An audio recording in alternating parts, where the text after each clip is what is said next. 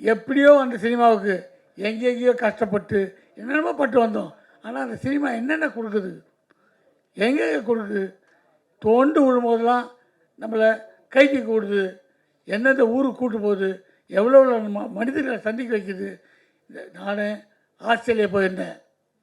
இந்த மாதிரி இடத்துல சொன்னதான் உண்டு. ஆஸ்திரேலியா போனப்போ அப்போது கையில் இருந்த காசு செலவாகி போச்சு. நான் மெல்போர்ன் போயிட்டு திடீர்னு ஒரு ஆள், சார் இங்கே பிரிஸ்பன் வரீங்களா? ஐயோ எங்கேயா இருக்குது பிரிஸ்பன்னு? என்கிட்ட டிக்கெட்டுக்கெலாம் இல்லை, நான் சென்னை போகணுன்னு. இல்லை சார், நாங்கள் பிரிஸ்பன்லேருந்து உங்களுக்கு டிக்கெட் போட்டு தரோம்.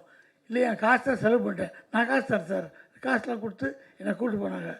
எனக்கு பசங்கள்லாம் இங்கே கூப்பிட்டு போயிட்டுமான்னு ஒரே கவலை நடாதுன்ட்டு. அதுக்கப்புறம் நாளைக்கு சென்னைக்கு வர போகிறேன். இன்றைக்கி அந்த ஸ்ட்ரீட்டில் நின்று ஒரு பேண்ட் வாங்கணுன்ட்டு என் ஒய்ஃப் அங்கே போயிருக்க கடைக்கு. நான் சோகமாக நிற்கிறேன். அப்போது ஒரு 4 வயசு குழந்தை, ஒரு பொண்ணு குழந்தை, அவங்க அப்பா கையை பிடிச்சி வருது. நான் டக்குன்னு அந்த குழந்தை பார்த்தது.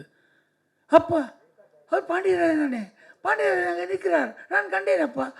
இல்லை, அவர் எங்கே வருவார்? அவர் சென்னையில் வருவார். இல்லையா பாண்டு கண்டேன், பகடியாக நடிப்பார், அவர் தான் அப்பா. இல்லைங்கோ, நான் பார்க்கணும். அவர் அந்த குழந்தை சொல்லப்பட்டு நேராக கிட்ட வந்து, பாண்டியராஜன் நீங்களா?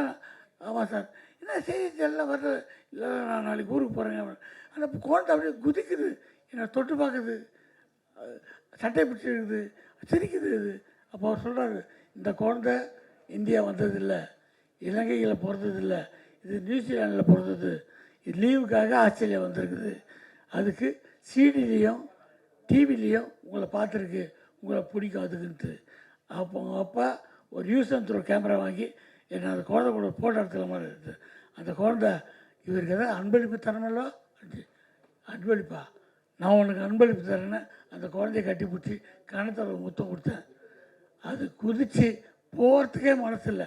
போகும்போதெல்லாம் எகிரி டாட்டா டாட்டான்னு காமிச்சு போச்சு. யார் பெற்ற குழந்தையோ, இந்த சினிமாவும் தமிழும் நம்மளை எல்லை கடந்து கூட்டு போகுதுன்னு போது இதுக்காக அழலாம், கஷ்டப்படலாம், வேதனைப்படலாம், என்ன கஷ்டத்தில் தாங்கிக்கலாம். சினிமா வாழ்க, சினிமா நம்பியிருக்க நல்ல உள்ளங்கள் வாழ்க. நன்றி.